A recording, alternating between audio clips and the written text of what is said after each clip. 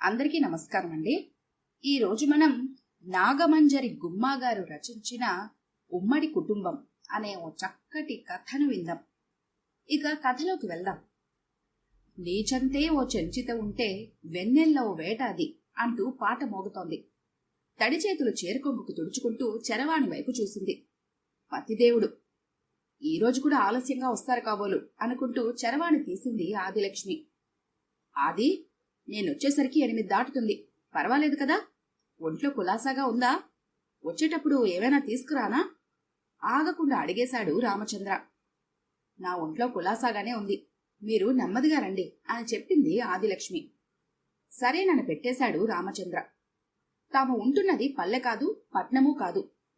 ఒకప్పుడు పక్కా పల్లెటూరు అయినప్పటికీ ఇప్పుడు నగర జీవిత సదుపాయాలన్నీ అందుబాటులోకి వచ్చాయి. కేబుల్ టీవీ, 10-15 ఆటోలు, 1-2 కార్లు, అన్ని రకాల వస్తువులు దొరికే దుకాణాలు, కొన్ని ఇళ్లకు ఏసీలు, వాషింగ్ మిషన్లు, ఇలా అధునాతన సౌకర్యాలు ఇళ్లలోనూ ఊళ్లలోనూ కూడా అందుబాటులో ఉంటున్నాయి. దాదాపు 10 సెంట్ల స్థలంలో ఉన్న మండువా లోగిలి రామచంద్రం వాళ్ళది. ఎప్పుడో తాతల కాలం నాడు బెల్లం కట్టుబడి సున్నంతో కట్టించిన ఇల్లు.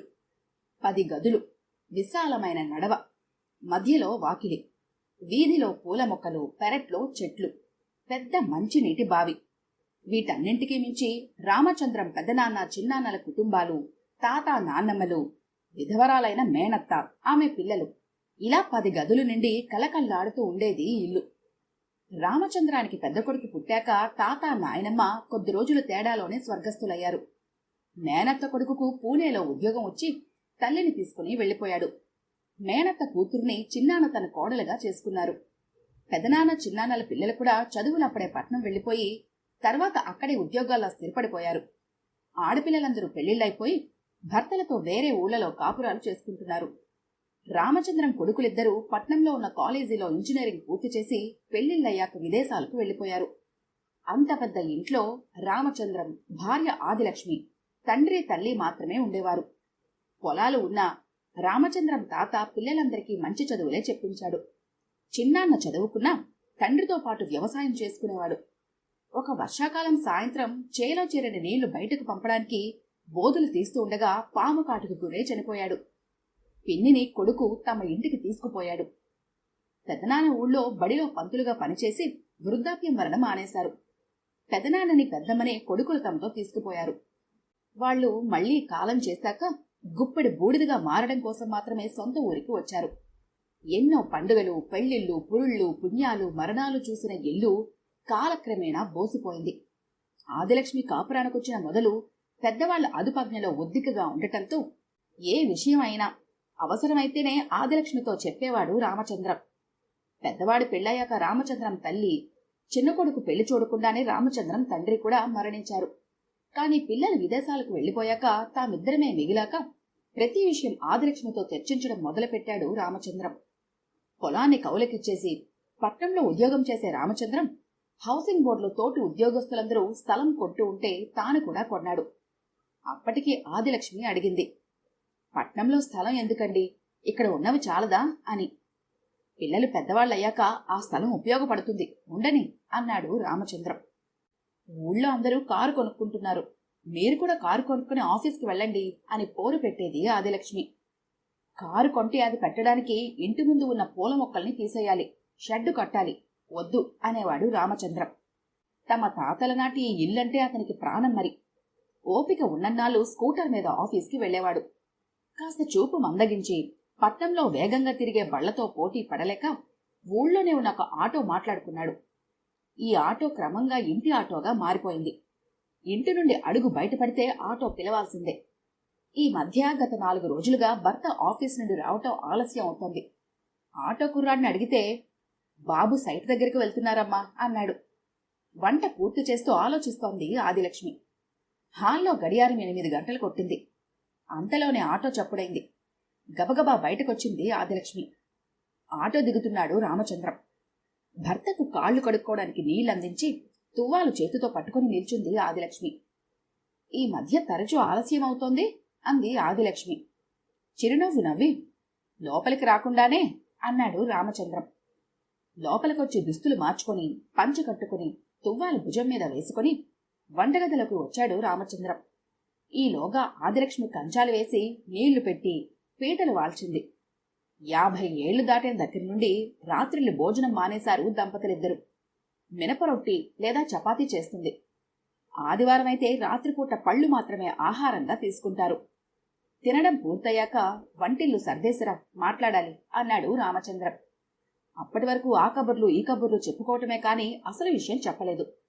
ఉన్న ఆ 4 పాత్రలు తోమేసి చల్లారిన పాలు తోడుపెట్టి అన్నింటి మీద మూతలు సరిగా ఉన్నాయో లేదో చూసుకొని వంటగది కిటికీలు తెరిచిపెట్టి తలుపులు దగ్గరగా వేసి తాంబూలం పళ్లం చేత పట్టుకుని బయటకు నడిచింది ఆదిలక్ష్మి.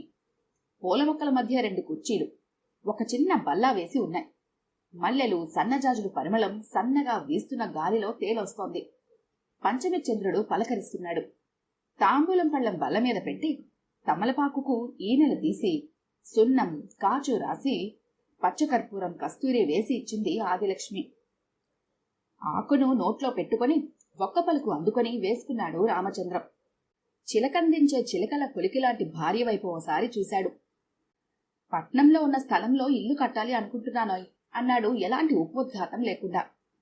అదే, అక్కడే ఉండబోతామా అడిగింది ఆదిలక్ష్మి. మిగతా వివరాలన్నీ కూడా చెప్తాను. అప్పుడు నేను చేస్తోంది తప్పో ఒప్పో చెప్పు అన్నాడు రామచంద్రం.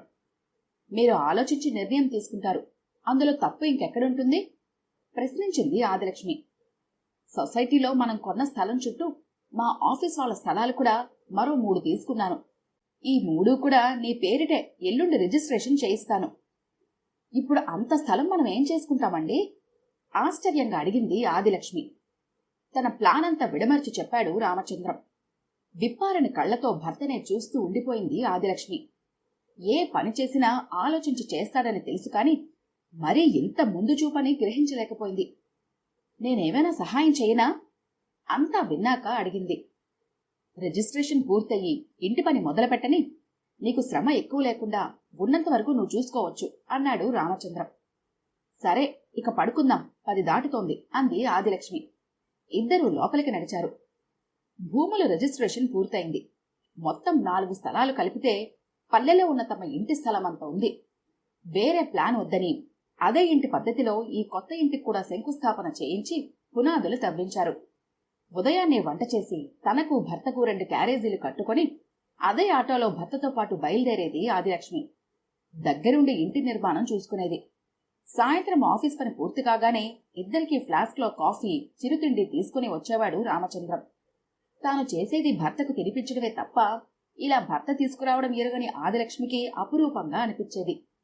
ఉదయం నుంచి చేసిన పనిని వివరిస్తూ కాఫీ తాగుతూ తెచ్చిన సమోసానో జిలేబీనో తింటూ 6 గంటల వరకు ఇద్దరు ఉండి తర్వాత పనిని కాంట్రాక్టర్కు అప్పచెప్పి ఆటోలో ఇంటికి వెళ్లిపోయేవారు. ఇంటికి రాగానే స్నానం చేసి ఆదిలక్ష్మి వంట పనిలో పడితే ఆ రోజు తాను చేసిన పనిని, ఇంకా చెయ్యవలసిన పనులను చర్చించేవాడు రామచంద్రం. ఈలోగా కొడుకులు కోడళ్లు చేసే ఫోన్లు, మాటలు ఉండనే ఉన్నాయి. త్వరగా ఫలహారం చేసి నిద్రపోయేవారు. శనివారం రాత్రి నిద్రపోయే ముందు రామచంద్రం రేపు వంట పని పెట్టుకోవద్దని, తెల్లవారే బయలుదేరి పట్నం వెళ్లి చాలా మందిని కలవాలని చెప్పాడు. ఉదయాన్నే లేచి తేలిగ్గా ఉంటుందని మురుము పులిహోర కలిపి సిద్ధం చేసేసింది. ఇద్దరూ ఫలహారం చేసి ఆటోలో బయలుదేరారు. తాను సేకరించి పెట్టుకున్న చిరునామాలో ఉన్న ప్రకారం మధ్యాహ్నం వరకు 4-5 ఇళ్లకు వెళ్లి మాట్లాడొచ్చారు. రామచంద్రం చెప్పిన మాటకు ముందర ఆశ్చర్యపోయినా తర్వాత తమ సంతోషం ప్రకటించి కొందరు అంగీకారం తెలిపారు. మరికొందరు ఆలోచిస్తామన్నారు. ఎవ్వరి ఇళ్లలోనూ భోజనం చేయలేదు రామచంద్రం దంపతులు. నిమ్మకాయ నీళ్ళలో మజ్జిగ మాత్రమే పుచ్చుకునేవారు. భోజనం సమయానికి పట్నంలో ఉన్న పెద్ద హోటల్కు తీసుకెళ్లాడు రామచంద్రం. ఆసక్తిగా చూస్తూ అనుసరించింది ఆదిలక్ష్మి. ఒక టికెట్ తీసుకుని తమకు కావలసిన పదార్థాలను తామే ఎంత కావాలన్నా తినొచ్చు, లేదా సర్వర్లు వడ్డిస్తారు. అక్కడ ఉన్న ఆహార పదార్థాలు చూసి ఆశ్చర్యపోయింది. ప్రతి ఒక్క రకం చెంచాడు చొప్పున రుచి చూసేసరికి కడుపు నిండిపోయినట్లుగా అనిపించింది.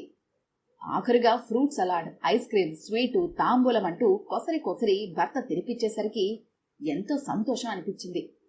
ఆటో డ్రైవర్ను కూడా తమతో భోజనం చేయమన్నాడు రామచంద్రం. ఆ డబ్బుతో పిల్లలకేమైనా కొని తీసుకెళ్తారని చెప్పటంతో భోజనం టికెట్టు డబ్బు ఆటో డ్రైవర్కు ఇచ్చేశాడు. ఆటో డ్రైవర్ కూడా బయట భోజనం చేసి పిల్లలకు కావలసినవి కొనుక్కొని వచ్చాడు. కాసేపు అక్కడే విశ్రాంతి తీసుకుని మళ్లీ బయలుదేరారు. మరికొన్ని ఇళ్ల చిరునామాలు పట్టుకుని వెతుక్కొని వెళ్లి వాళ్ల అంగీకారం కూడా తీసుకొని వచ్చారు. దాదాపు ఇల్లు పూర్తి కావచ్చింది. పైకప్పు స్లాబ్ వేద్దాం అనుకున్నారు. మళ్లీ వద్దనుకొని పెంకులు నేయిద్దాం అనుకున్నారు. అంత పెద్ద ఇంటికి ఇప్పుడు పెంకులు దొరకవు అంటే ఎక్కడెక్కడికో చెదిరిపోయిన కార్మికులను పిలిపించి చేతితోనే పెంకులు తయారు చేయించి కాల్పించి సిద్ధం చేయించింది ఆదిలక్ష్మి.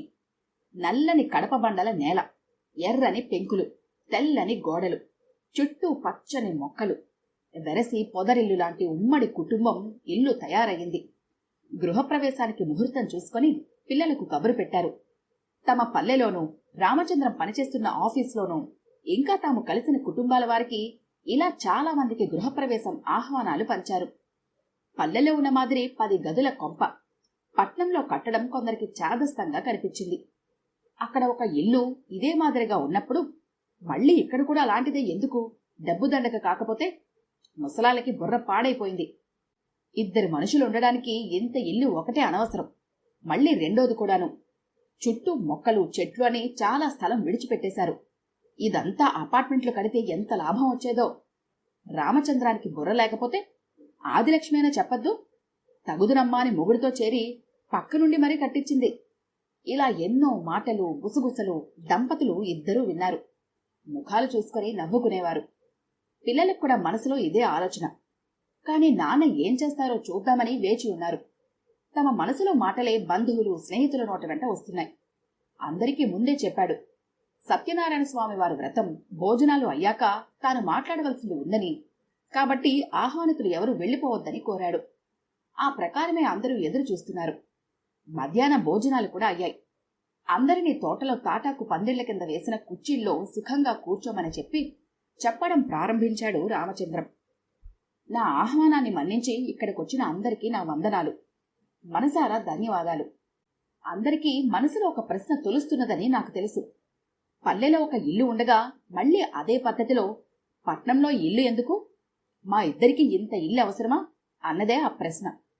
నిజమే, ఒకప్పుడు మా తాతగారు, నాన్నగారు, చిన్నాన్న, పెదనాన్న, మేనత్త, వాళ్ల పిల్లలు ఎంతో మందితో కలకల్లాడిన ఇల్లు ఒక్కొక్కరుగా తరలిపోవటంతో బోసిపోయింది.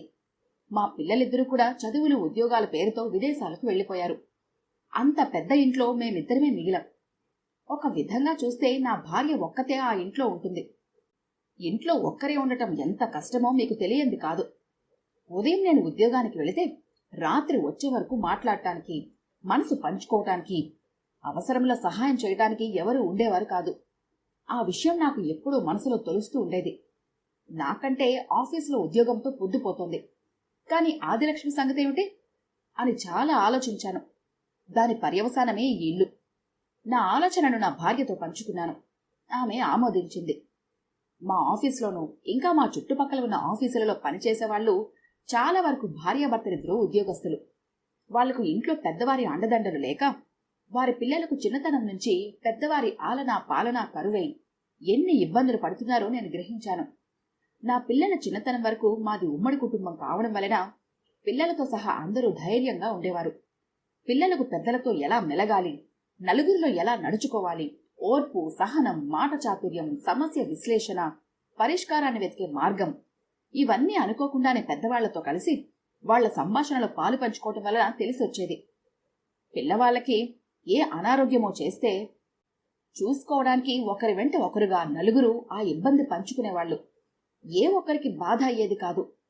ఇలా చెప్పుకుంటూ పోతే ఉమ్మడి కుటుంబాల్లో పెరిగిన పిల్లలకు, నేడు ఒంటరిగా పెరుగుతున్న పిల్లలకు చాలా తేడాలు చెప్పుకోవచ్చు. అందుకే ఈ ఉమ్మడి కుటుంబం అనే ఇంటిని కట్టించాను. ఇంట్లో 10 గదులున్నాయి. ప్రతి ఒక్క గదిలో ఒక కుటుంబం తమ కనీస అవసరాలతో హాయిగా నివాసం ఉండవచ్చు. వారి పిల్లలు లేదా తల్లిదండ్రులు ఎవరైనా ఉండవచ్చు. ఎన్ని గదులు కావాలంటే అన్ని గదులు తీసుకోవచ్చు. వంట, ఇతర కార్యక్రమాలలో వారికి వీలైనప్పుడల్లా పాలు పంచుకోవచ్చు. ఇందులో నిర్బంధం ఏమీ లేదు. వారికి నచ్చినట్టుగా వారే వండుకుంటారు. ఆ అవకాశం కూడా ఉంది.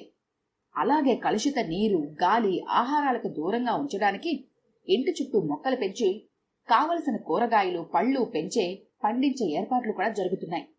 ఒక వృద్ధాశ్రమం, అనాథ శరణాలయం, శిశు విహారం లేదా పేయింగ్ గెస్ట్ లా కాకుండా ఇక్కడ ఉన్న అందరూ ఏదో ఒక వరుసలతో పిలుచుకుంటూ ఒకే కుటుంబంలో ఉండాలనేది మా కోరిక. ఈ విషయాన్ని నా చుట్టుపక్కల పనిచేసే కొందరితో పంచుకున్నాను. వాళ్ళందరూ మహదానందంగా మా ప్రతిపాదనను అంగీకరించారు. ఇక్కడ చుట్టుపక్కల పనిచేస్తారు కాబట్టి త్వరగా ఇల్లు చేరుకుంటారు, తమ వారితో హాయిగా గడపగలుగుతారు. వారి పిల్లల తల్లిదండ్రుల బాధ్యతకు నా భార్యతో పాటు మరికొందరు పెద్దలు, నేను నియమించే కొందరు ఉద్యోగస్తుల సహాయం కూడా ఉంటుంది. అందుకే ఇంత పెద్ద ఇంటిని ఇలా నిర్మించవలసి వచ్చింది. ఈ పద్ధతి నచ్చితే పెద్ద దూరం లేని పల్లెలో ఉన్న మా ఇంటిని కూడా ఇలా మార్చుతాను. నా మాటలన్నీ ఓపిగ్గా ఉన్న మీ అందరికీ నా ధన్యవాదాలు అని చెప్పి కూర్చున్నాడు రామచంద్ర. అందరూ మంత్రముగ్ధులై వింటున్నారు. రామచంద్రం కూర్చోగానే చప్పట్ల శబ్దం ఒక్కసారిగా సముద్ర ఘోషలా వినవచ్చింది.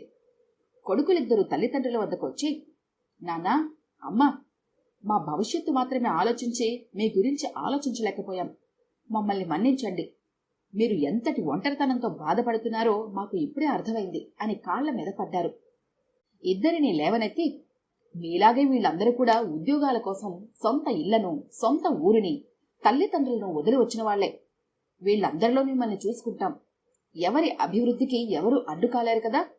ఒక చోట ఉమ్మడి కుటుంబం విచ్ఛిన్నం అయిపోతే మరో చోట ఇలా కలుపుకుందాం. ఏదైతేనే ఉమ్మడిగా ఉండడానికి రక్త సంబంధాలే ఉండాలా?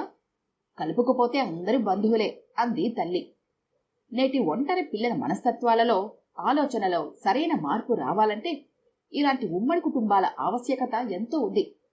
వృద్ధాశ్రమాలు సరైన ఆలోచన కాదు. పిల్లలతో, మనవళ్లతో గడపడమే వృద్ధులకు ఆనందం. భవిష్యత్తులో ఇలాంటి ఉమ్మడి కుటుంబాలు రావాలని ఆశిద్దాం. ఈ కథ కనుక మీకు నచ్చినట్లయితే లైక్ చేయండి, షేర్ చేయండి. మరిన్ని ఇంట్రెస్టింగ్ కథల కోసం మా ఛానల్ని తప్పకుండా సబ్స్క్రైబ్ చేసుకోండి.